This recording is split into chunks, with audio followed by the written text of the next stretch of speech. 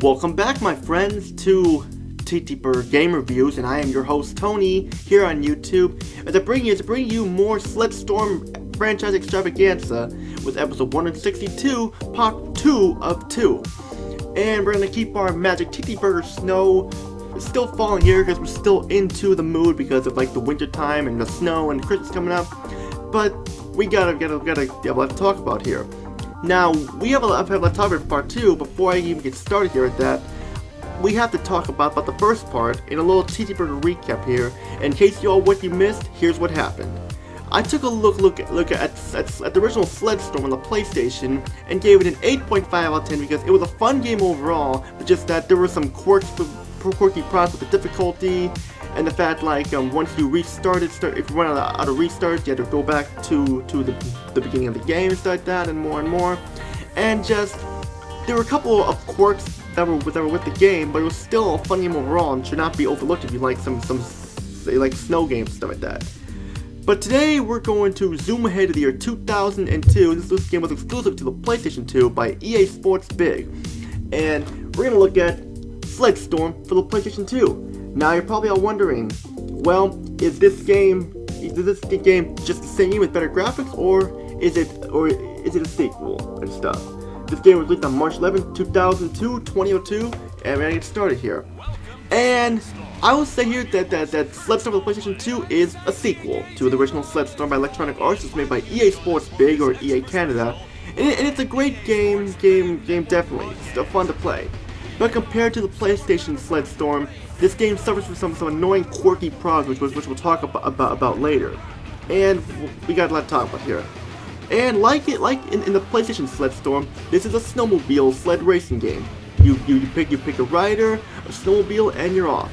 I should note here that in this version of Sled Storm, we have Simon Stark and Zoe Payne from SSX Tricky in this game. They make appearances here. This was released around the time SS Tricky came out, so it's an important for the same company. It was nice that they were in this game. But for this review, I'll be playing as Tracy Moretti. This is the same Tracy from, well, what I believe is the same Tracy from the first Sled Storm. So I'm going to play as her, and we're going to pick our snowmobile, and we're going to get started here. Now, you'll notice this here, that in this Sled Storm, the game's physics have changed a lot from the original Sled Storm, which I do have some problems with. I will admit, it's easier to control your snowmobile / sled, but when you're turning and everything, it feels very loose.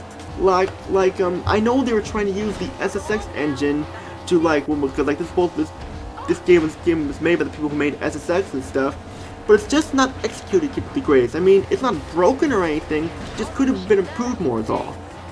For the graphics here, the game's graphics are pretty much on par with the PlayStation 2 version of SSX Tricky. You have great character models and detailed backgrounds, and you have a big variety of levels to race, like Haunted House, Amusement Park, and Snowy Mountains and more. And you have a variety in the levels, but you only have 6 levels as far as I know. And also the frame rate can slow down at times too when there's a lot of action going on in the game and stuff. So there can be some slowdowns here, but it's not as bad as frame rate as it was in other games I don't know, other games like certain Tony Hawk games or like that or so. So the frame rate can take a hitch and snag at times too, but it's nowhere near as bad as what I'm trying to say there. But you have a variety of levels and stuff, but you only have 6 levels and stuff as far as I know, and that feels kind of light. It's not like the original Cool Borders where you only had 3 levels and no racing mode or so, but it's still compared to the first Sled Storm, it adds a little more to it. But considering how much SSX Tricky had, maybe the people who made SSX Tricky or so, you kind of wish they had more content to it. Is what I'm trying to say there. I mean, I'm not saying it's very light to where you'll feel ripped off. It's just you'll get what I mean there. And you can perform tricks using the shoulder button and stuff, and they'll help you. And they give you a boost to help you in a race, which is very similar to the boost system in the SSX game. And you'll go by super fast, like rocket ship fast, to where you'll go so fast you won't believe how fast you get and stuff too. Sometimes you'll go too fast, but hey, a speedy snowmobile, hey, I'll drink to that. I'll take that any day. And yeah, it's just really cool how when you get all those cool ass snowmobile sleds that you're gonna lock too, and it makes the races fun, challenging, and innovative and stuff. And the game is like SSX with sleds and snowmobiles and stuff. And these courses are actually long. I mean, like, of course, when you find shortcuts there too, like they also seem pretty long too. It's like the shortcuts from SSX and stuff too. Although some of the shortcuts can like lead to like dangerous obstacles, but still, that's what I mean there. And you'll just go very fast. And it's a fun, fast game. But now we gotta talk about the negatives. The opponent AI is very rubber band and unbalanced. There are times where they'll be so dumb where you'll be able to beat them with no problem. Other times they'll be crazy motherfucking crazy assholes on a snowmobile just ramming into you and everything like that. And of course, like I said, only 6 courses.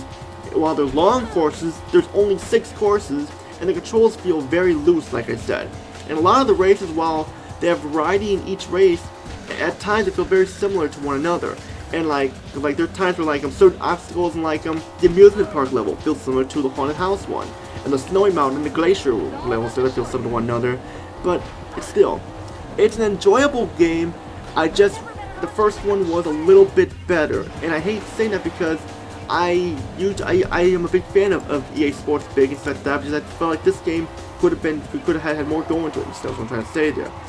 But aside from that, there really isn't much else to say. I know it's kind of a short review here, but just that there's pretty much not much to say here because like just what it is. It's a snowmobiling game and stuff. That's basically what it is.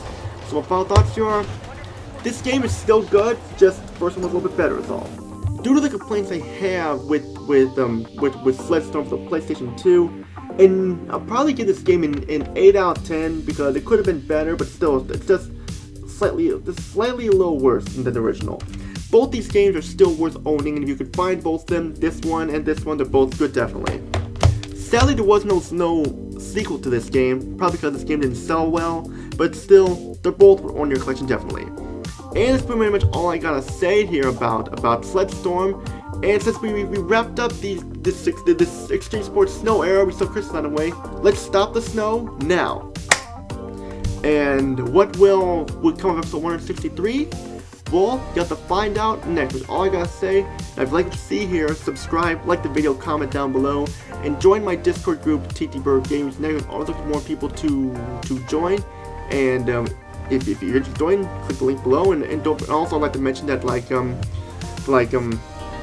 yeah, on the YouTube channel Brit Girls Go West Side, I was featured in a video there and stuff. So like if you want there too, click on that link to check me out in the interview with the people of that channel, Lucy and her mom Julie, and I had fun doing that video. And I just want to say, Lucy and Julie, I was glad to be a part of your videos there. I had a great time with that, and I'm definitely checking out more videos you guys have and stuff. And I recently checked out your video about the Vietnam guy and stuff too, and definitely a great video. So check that video out too on Lucy's channel. So that's all I gotta say. This is Tony. Peace out. Have a great day, and see you all in the next episode.